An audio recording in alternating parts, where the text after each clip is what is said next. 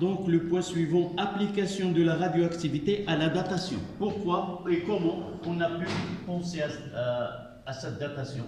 Donc, application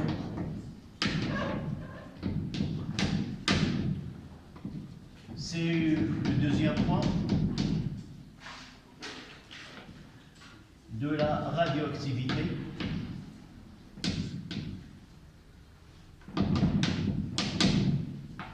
à la datation.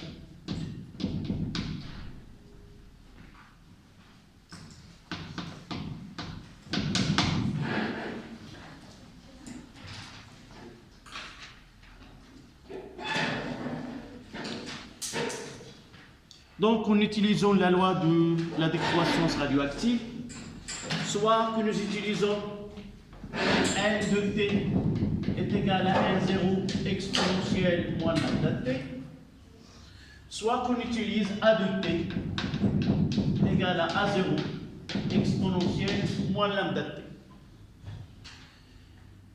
Comment peut-on lire cette datation dans cette relation mathématique? Quelle est la lecture? Donc, soit on parle de nombre de noyaux radioactifs à deux instants différents, soit qu'on parle de l'activité, ça dépend de l'exercice. Mais nous voyons là que nous avons un instant t est égal à 0. Un instant t, on va s'intéresser à ce phénomène-là. Nous pouvons déterminer soit le nombre, soit l'activité. Utilisons cette expression-là pour mettre en évidence cette datation-là. Donc, arrivé à un instant t, nous avons une activité A de t. Un instant t est égal à 0, nous avons A0. Donc, pour arriver à t, puisqu'on aura A sur A0 est égal à exponentielle moins lambda t, et de là, ln de A sur A0 est égal à moins lambda fois t. Et de là, je peux arriver à t est égal à moins ln de A sur A0, le tout sur lambda. N'oubliez pas que A sur A0 il est inférieur à 1 et par la suite son logarithme népérien il est négatif et par la suite ce moins il sera récompensé si vous voulez par ln de A sur A0. Donc quelle est la lecture de cette expression là? Ce A. Donc prenons un échantillon. On doit avoir, actuellement je peux prendre un échantillon, par exemple un morceau de bois qui est très ancien. Ce morceau de bois qui est très ancien, actuellement à l'instant T, je peux déterminer A. Donc en approchant cet échantillon à un appareil, je peux lire A. Mais le référence, donc si je veux remonter dans le temps et revenir à l'instant où cet échantillon-là, par exemple, il était déjà dans un arbre, d'accord? Et connaissant ce A0 et A, et évidemment lambda, je peux déterminer T. Donc la première des choses, il faut que la constante lambda soit connue dans cette expression. Il faut deux activités à deux instants différents. Une fois que ces conditions sont réalisées, je peux déterminer l'âge, si vous voulez, ou dater ou utiliser cette technique comme une horloge naturelle. Donc, on va voir la technique du carbone 14.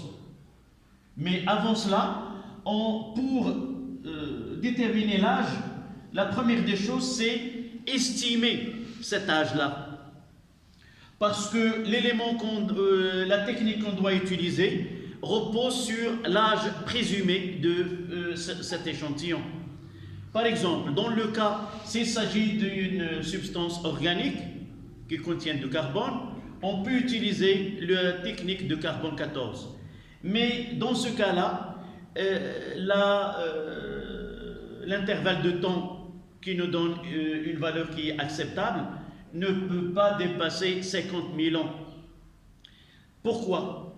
Parce que cette technique-là présume que après une durée de 10 fois T1 demi, on le trouve là, c'est Ln de 2 sur T1 demi, on trouvera là T1 demi et là Ln de 2.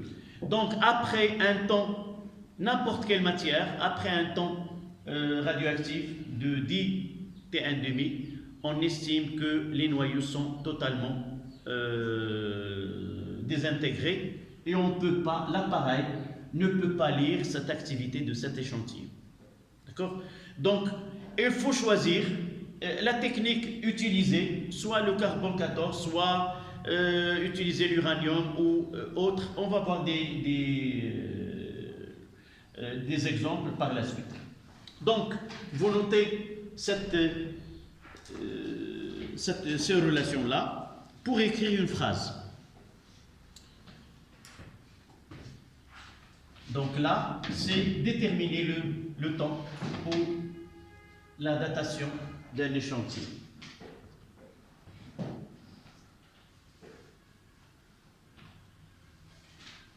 Donc la connaissance de T, connaissance,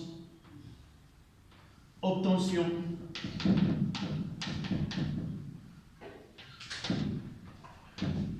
de T nécessite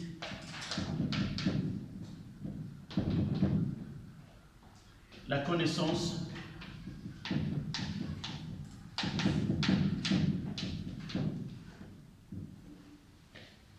de l'activité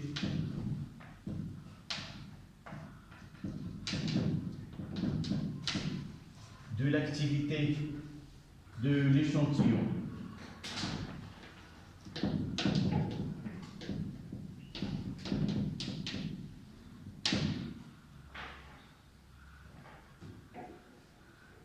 à T qui est le présent et T0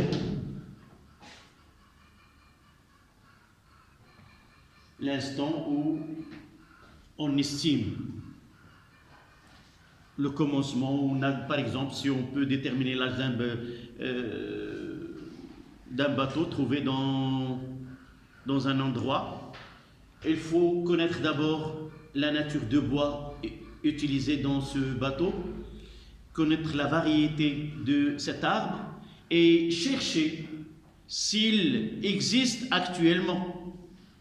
Et on prendra un morceau de cet arbre qui est actuel, c'est-à-dire, pourquoi? Pour revenir, en réalité, on a un t égal à 0, nous avons un 0. Dans le temps, à un instant t, nous aurons que t. Donc là, ça devient ancien. D'accord? Voici le commencement. Il était dans un arbre, par exemple, vivant. Et à cet instant, nous avons en réalité un nombre, un 0.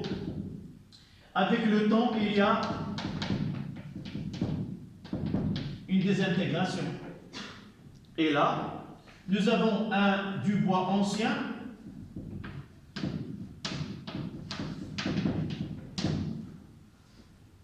Là, en l'approchant, un appareil, on aura A à un instant T. Et là, nous n'avons pas cet arbre. Donc, pour compléter, on doit chercher, par exemple, s'il s'agit de l'eucalyptus, par exemple, je chercherai dans l'endroit où j'ai trouvé ce morceau ancien, dans la région qui est très proche, par exemple dans la Méditerranée, soit au Maroc, soit en Algérie ou en Italie. Dans cette région, généralement, on trouvera des arbres de la même variété. On va l'approcher, on aura A0. À votre avis, quel est le plus grand? A0 ou A? A0. Donc là, en réalité, nous avons perdu cette étape. Mais on remonte le temps en cherchant, et comme si on est devant l'arbre qui a été utilisé pour construire ce bateau. Autre chose, on parlera par la suite parmi les cas les plus discutés, c'est ce qu'on appelle le sari de Torino. Ça, c'est dans un musée. On dit que à l'instant de la crucifixion, selon eux, il avait un habit en laine.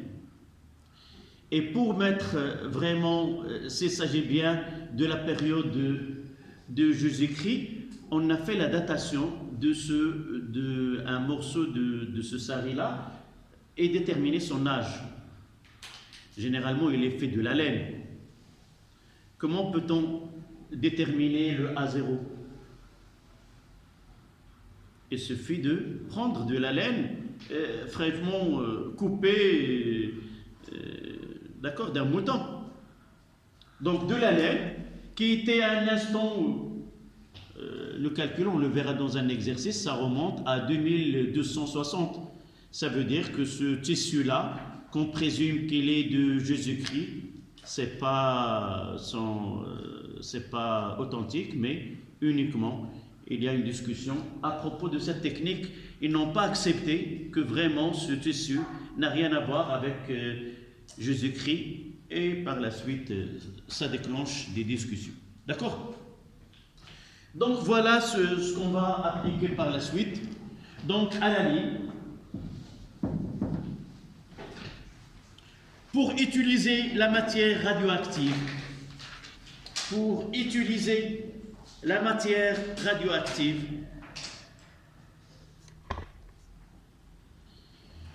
comme horloge,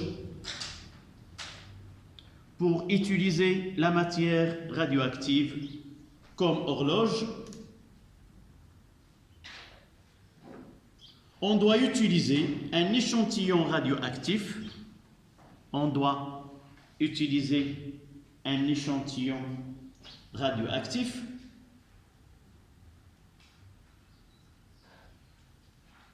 Dont, avec ONT, dont lambda ou T1,5, sont connus.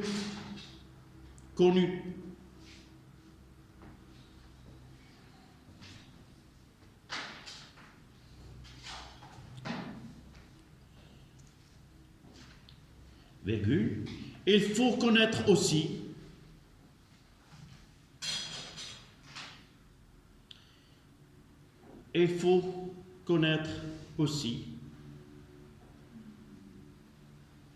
l'activité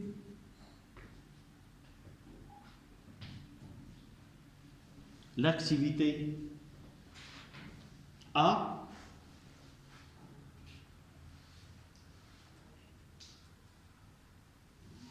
de cet échantillon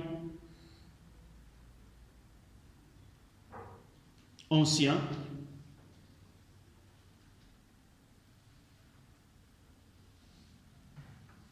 et avoir les moyens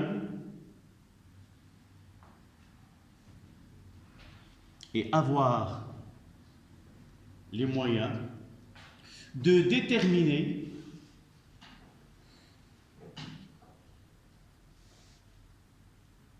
l'activité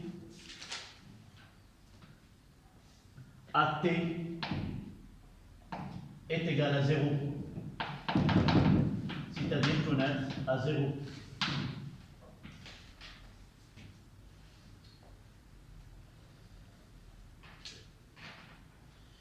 À la ligne. Comment choisir un élément? Comment choisir un élément radioactif? Comment choisir un élément radioactif?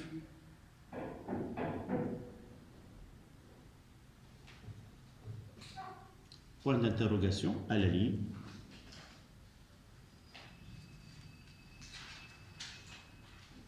C'est-à-dire, on va utiliser j'ai pas bien parlé de processus. Un échantillon, ça veut dire il s'agit d'une matière, et dans cette matière, il peut exister des éléments. Parmi ces éléments qui peuvent exister, doivent être des éléments radioactifs. Il peut en avoir plusieurs, mais lequel de ces éléments radioactifs présents dans l'échantillon peut être servi pour déterminer cet âge. Par exemple, il peut contenir de l'uranium, il peut contenir du carbone, il peut contenir des éléments autres, donc lequel il va être le plus correct à utiliser. D'accord? Donc, comment choisir parmi ces éléments qui sont radioactifs et appliquer cette loi? On doit avoir ces précautions-là. À la ligne, il faut tout d'abord estimer l'âge de l'échantillon. Il faut tout d'abord estimer l'âge de l'échantillon.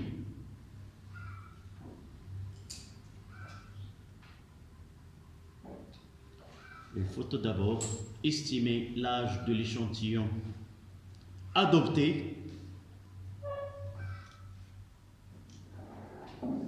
pour choisir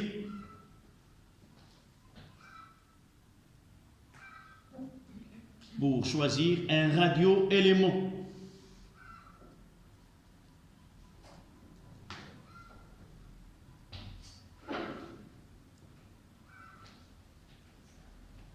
Car au bout de 10 T1,5, de 10 fois T1,5, on considère que les noyaux radioactifs sont tous désintégrés.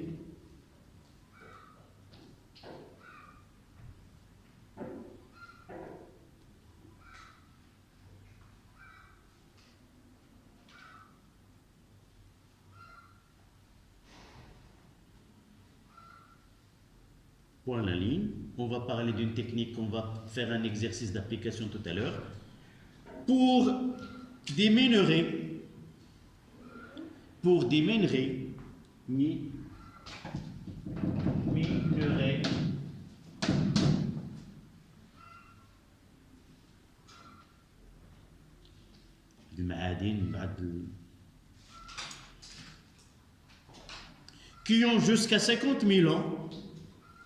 qui ont jusqu'à 50 000 ans,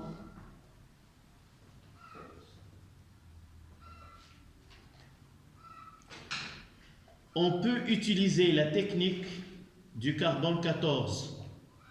On peut utiliser la technique du carbone 14 qui a T1,5 à peu près 5600 ans.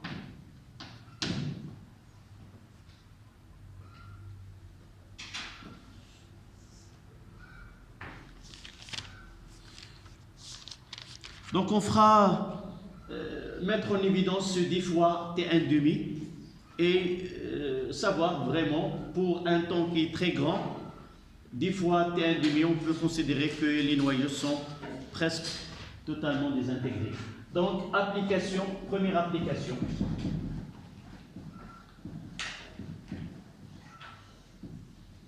C'était le troisième point, fois le 3. Application.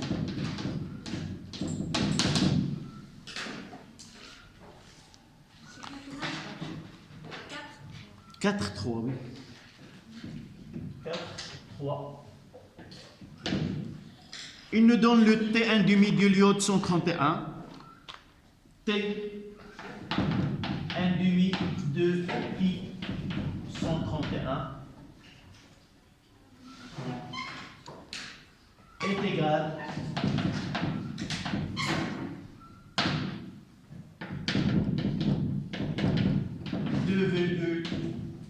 on prendra 2,1 jours.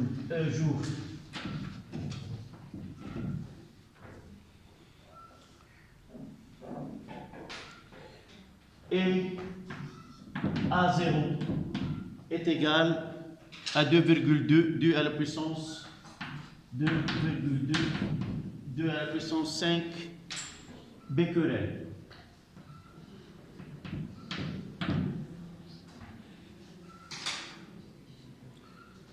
Première question. Calculer N0.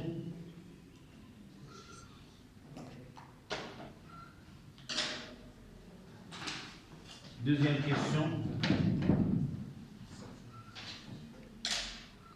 Déterminer N.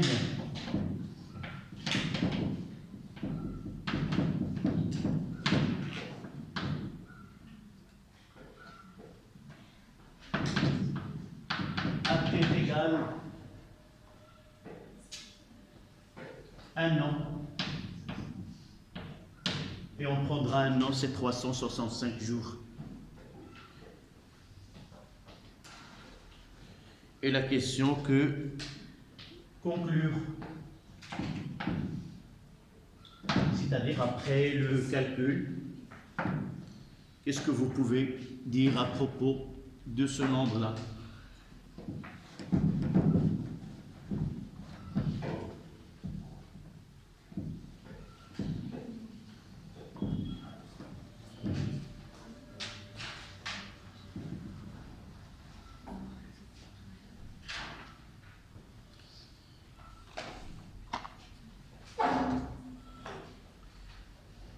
Donc la relation que nous avons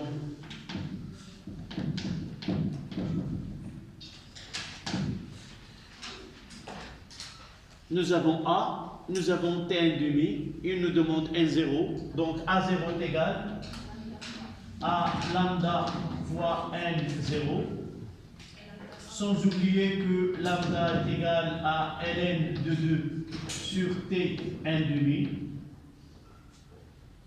Et de là,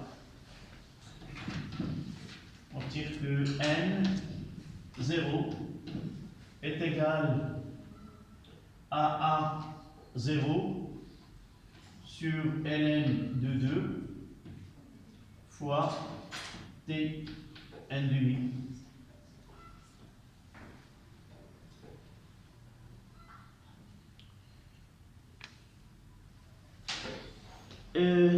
N'oubliez pas d'appliquer l'équation dimension de cette relation-là. On peut, autre que la définition, c'est le nombre par unité de temps. Donc un nombre sur le temps fois le temps, donc il se simplifie. Et par la suite, n, c'est un nombre qui est sans dimension. D'accord? Donc le becquerel, en réalité, c'est nombre c'est lorsqu'on dit que A0 est égal à 1, ça veut dire que cet échantillon, il réalise une désintégration dans une seconde. D'accord? Uniquement pour s'assurer de la relation. Il nous reste à faire l'application numérique.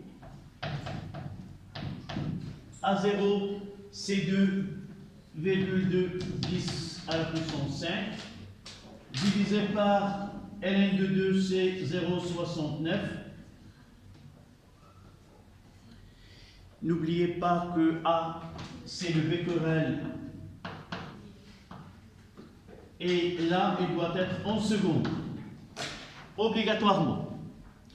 C'est A en becquerel. T1,5 doit être en secondes. Faites attention. Donc, une année, on prendra 365 jours fois 24 fois 3600 pour convertir du jour aux secondes. Donc un jour, j'écrirai là. C'est 24 heures. Une heure, c'est 3600 secondes.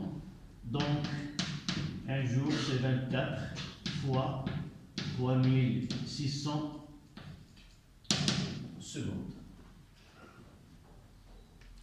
Donc avec la calculatrice,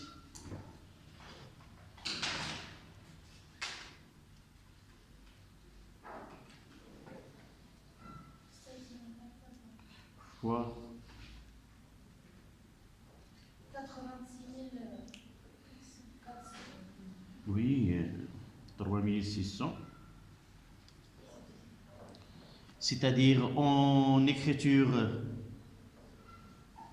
scientifique, c'est 6,9 10 à la puissance. Celle qui m'a donné.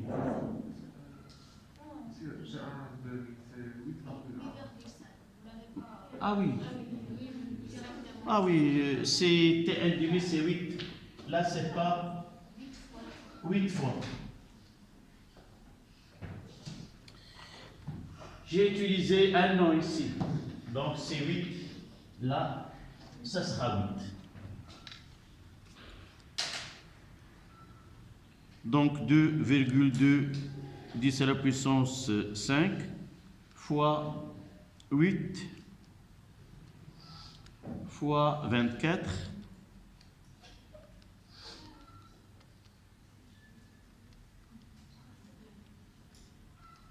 et combien vous avez trouvé? 1,9 10 à la puissance 11.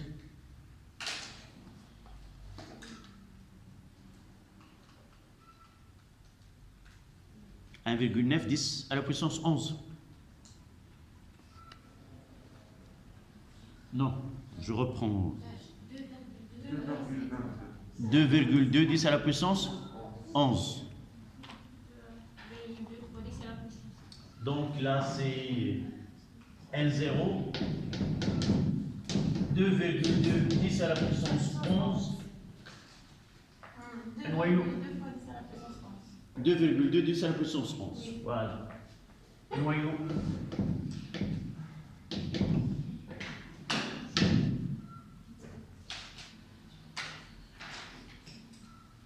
Deuxième question. On applique n est égal à n0 exponentielle moins lambda t. Donc ici, n est égal à n0 exponentielle moins lambda, c'est ln de 2 sur t 1 demi fois t. Là, on n'est pas obligé d'utiliser la seconde, nous n'avons pas a, donc n est égal à 2,2 10 à la puissance 11 exponentielle moins 0,69 sur t 1 demi, on utilise le jour, d'accord? C'est 8,2 fois 365 jours, un an. D'accord? Et on calcule.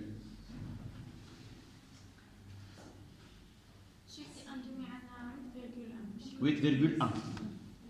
Nous l'avons écrit tout à l'heure dans le cours 8,2. Et dans c'est pour cela que j'ai dit parfois, on peut trouver des valeurs qui diffèrent d'un exercice à un autre. Donc,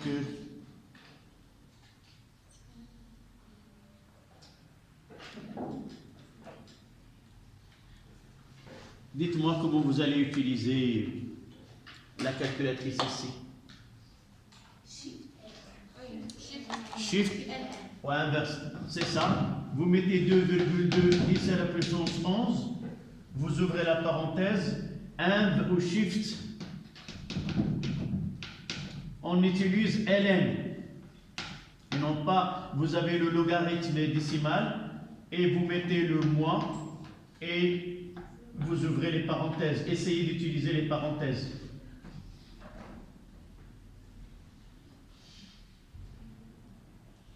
Donc 2,2 10 à la puissance 11 multiplié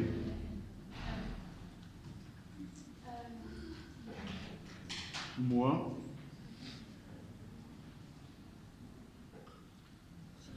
c'est 0,69 fois 365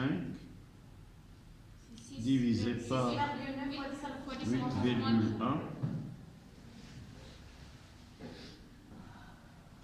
Combien? 6,9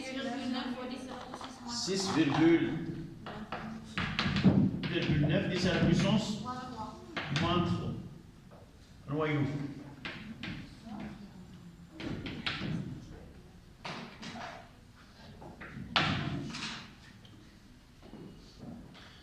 Ce n-là, c'est un nombre antinaturel. Donc on s'est poussé dans un côté de mathématiques qui n'est pas en accord avec ce qu'on étudie.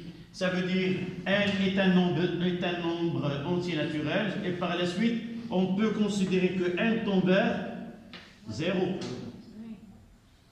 D'accord?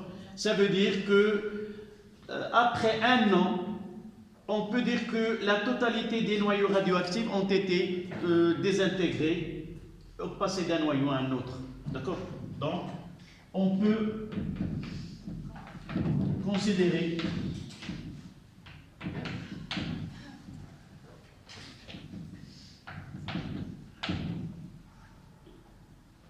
qu'après un an,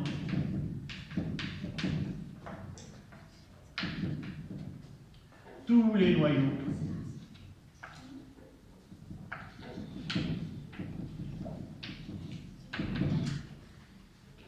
radioactifs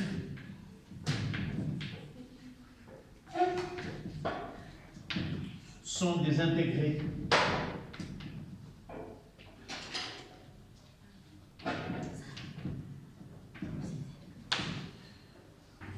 Donc, on peut considérer qu'après un an, tous les noyaux radioactifs sont désintégrés. C'est la conclusion qu'on nous demande où en déduire.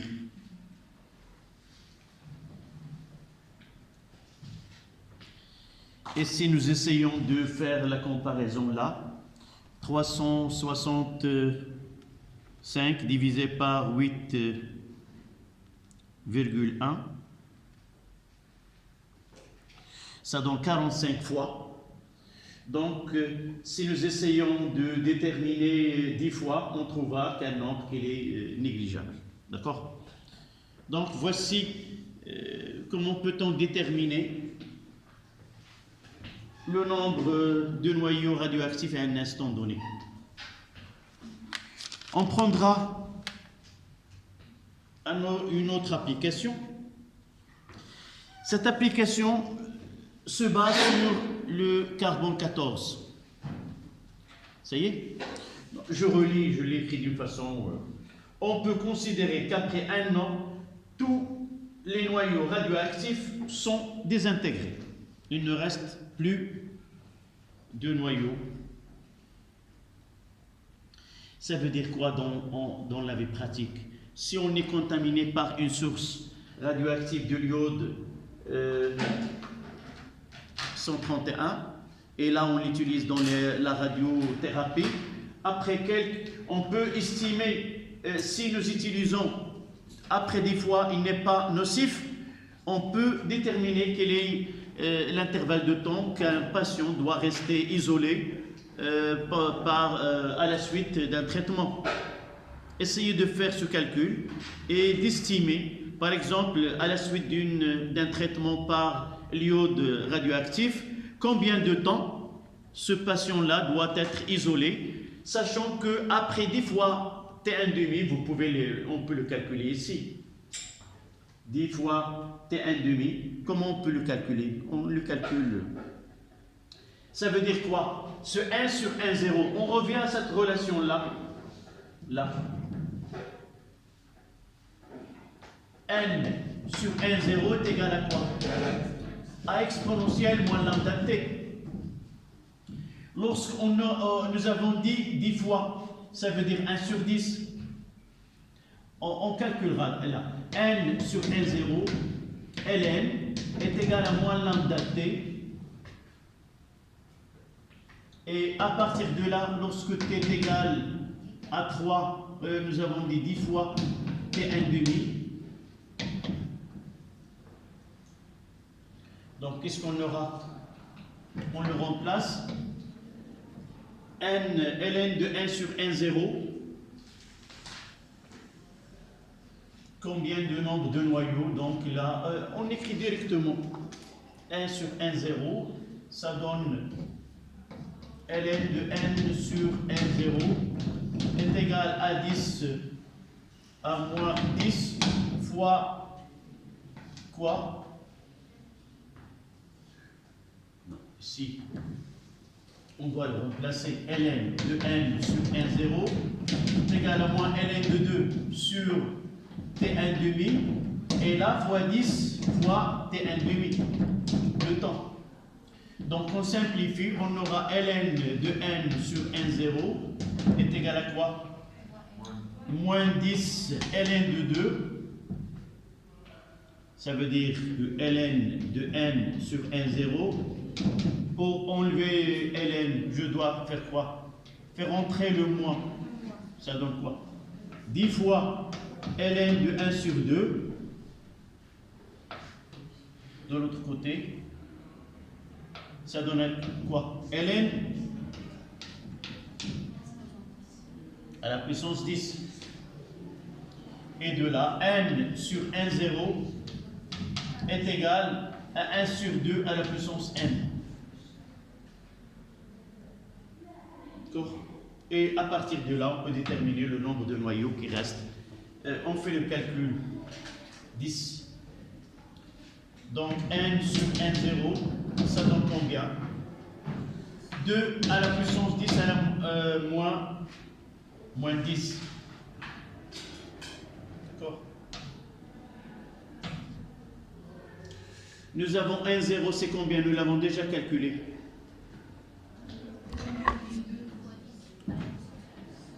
Et donc n est égal à 1, 0 fois 2 fois 10 à la puissance moins 10. Combien? 2,2 fois 10 à la puissance 11. 11 fois 2 fois 10 à la puissance moins 10. Et ça donne combien? Ça donne 44 noyaux. 44 noyaux, c'est pas grand-chose, parce que nous avons donné un exemple tout à l'heure que nous avons des noyaux avec nous, des éléments radioactifs qui vivent avec nous sans qu'il y ait un danger. Donc 44 noyaux n'ont pas d'impact sur la santé de la personne. Donc 8 jours fois 10, ça donne 20 jours. Combien? 80 jours. On peut estimer que 80 jours, cette dose n'est plus nocive. Donc on passe à l'application, la deuxième. Ça, uniquement on a discuté, c'est pas la peine de le mettre. On pourra le voir dans un exercice.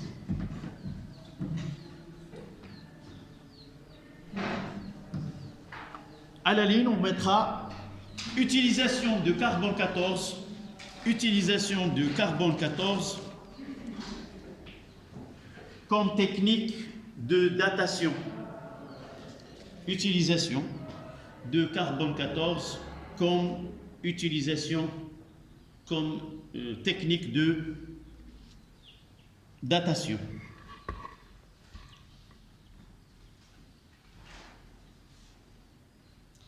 L'idée vient d'un savant qui a remarqué que d'abord la matière organique contient du carbone et l'élément carbone est là des isotopes. Il y a le carbone 12, le carbone 13 et le carbone 14. L'étude de ces isotopes ont amené à constater que le carbone 14 qui a une activité β-, il se conserve dans un être vivant avec un pourcentage qui est constant. Le nombre, c'est-à-dire l'activité du carbone 14 pour un être vivant, toujours la même activité. Mais une fois que cet être vivant est mort, il n'y a plus de vie dans cet être vivant, le nombre de carbone radioactif diminue au cours de temps. Mais comment? En réalité, le nombre de carbone, il est toujours renouvelé par l'être vivant avec la nourriture, avec la respiration ou autre. Donc, tant qu'il est vivant, ce pourcentage de carbone 14 dans l'être vivant est toujours constant. En déterminant l'activité de carbone 14 à un instant donné, on peut déterminer l'âge, si vous voulez, où cet être vivant a été, par exemple, soit une branche, soit un homme, soit quelconque. Donc, connaissant cette activité d'origine animale ou organique, on peut déterminer son âge. Donc, vous notez, on peut utiliser le carbone 14 comme technique. On peut utiliser le carbone 14 comme technique de datation.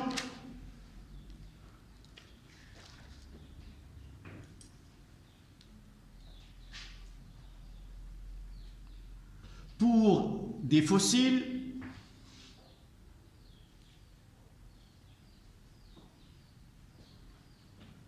qui contiennent de la matière organique,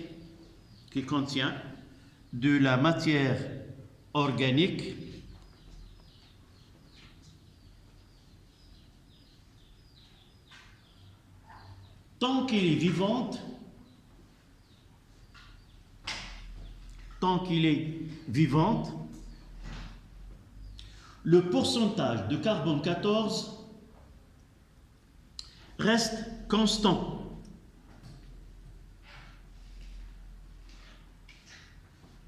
Le pourcentage de carbone 14 reste constant dans les êtres vivants.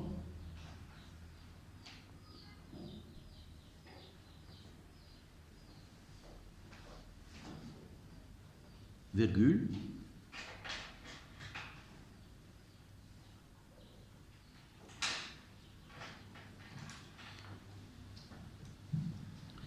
Après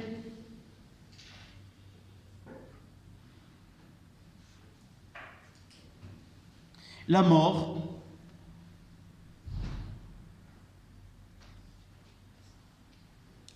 ou la matière, après la mort, où la matière organique n'est plus vivante,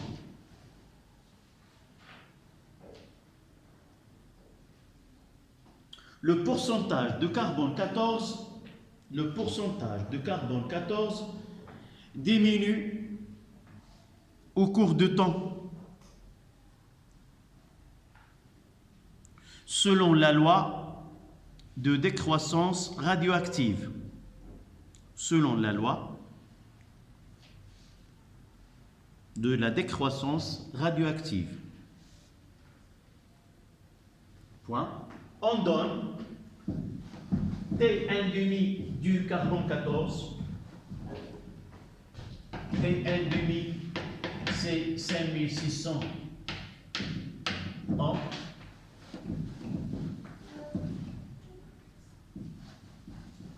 Ce que nous avons donné tout à l'heure. La question, première question.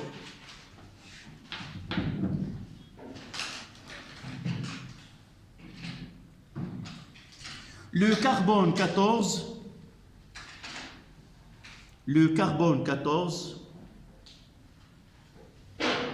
est un élément radioactif.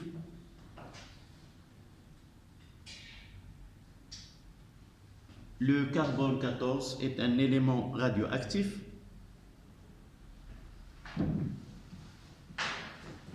Donne un noyau fils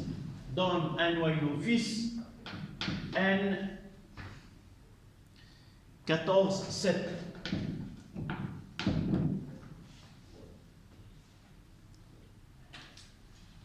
Déterminer la nature de la radioactivité. Déterminer la nature de la radioactivité de ce noyau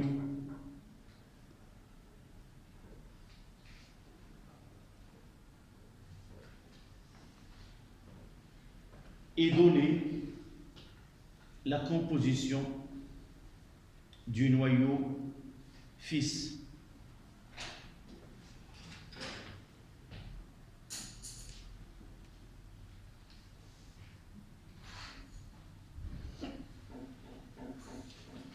Deuxième question. On a trouvé un statut en bois. On a trouvé un statut en bois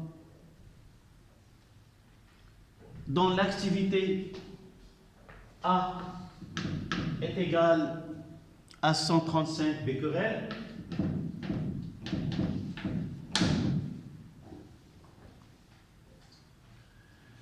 Sachant que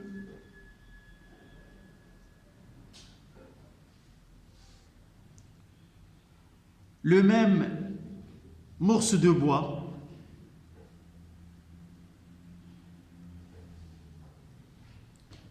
actuellement a une activité A' est égale 165. La question: déterminer l'âge présumé du statut. Voilà, on fera la correction. Déterminer l'âge présumé. L'umur taqribi, taqdiri. En réalité, c'est pas exact, mais c'est une valeur approchée. Voilà.